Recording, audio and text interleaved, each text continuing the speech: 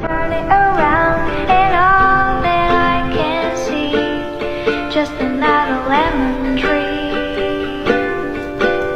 I wonder how, I wonder why, you tell me about the sky and all that I can see, just another lemon tree.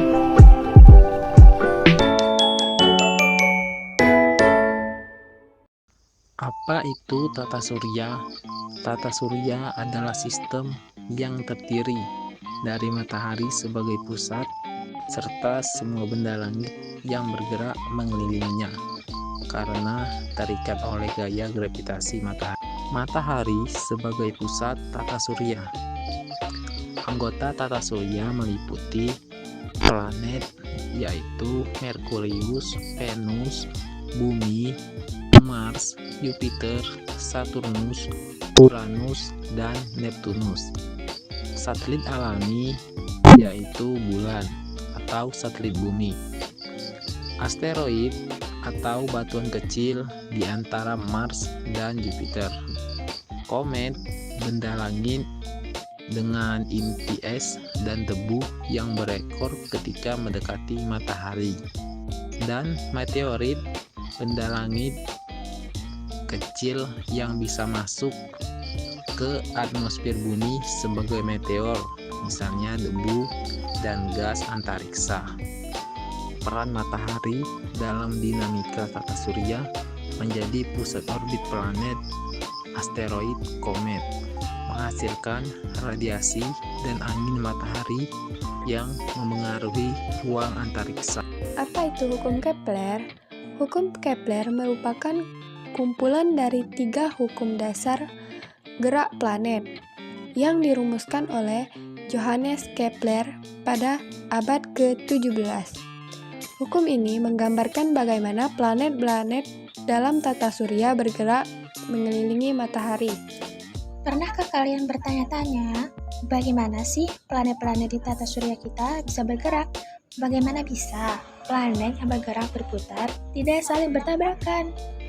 Jawabannya terletak pada 2 hukum yang dirumuskan oleh astronom Jerman, Johannes Kepler, yang dikenal sebagai hukum Kepler. Sekarang, mari kita jelajahi bersama hukum Kepler ini. Hukum Kepler yang pertama bisa kita lihat saat planet-planet mengorbit matahari dalam lintasan yang digambarkan sebagai elips. Ini adalah gambar elips. Misalkan, elips ini adalah tempat pergerakan planet bumi. Nah, bumi bergerak sepanjang elips mengelilingi matahari, dan matahari terletak salah satu fokus elips. Sekarang, mari kita beralih ke hukum kedua. Hukum Kepler yang kedua digambarkan ketika sebuah planet dekat dengan matahari. Ia bergerak dengan cepat, tetapi ketika sebuah planet jauh dari matahari, ia bergerak dengan lambat. Jadi, kita menggambar garis khayal pergerakan planet dan matahari setiap bulan dalam setahun. Kita dapat melihat bahwa ketika planet berada dekat dengan matahari, maka akan membentuk segitiga yang lebar namun pendek. Dan ketika planet berada jauh dari matahari, maka akan membentuk segitiga tipis namun panjang. Bumi harus menyesuaikan pergerakan ini agar sesuai dengan luas imajinasi. Ternyata dalam kehidupan sehari-hari, hukum Kepler ini telah memberikan banyak manfaat dalam memahami alam semesta loh. Hukum Kepler telah membantu para astronom untuk menghitung orbit planet baru dan memahami bagaimana sih planet-planet tersebut bisa berinteraksi dengan benda-benda langit lain di sekitarnya. Kalender yang ada di rumah kita juga berangkat dari hukum Kepler ini loh.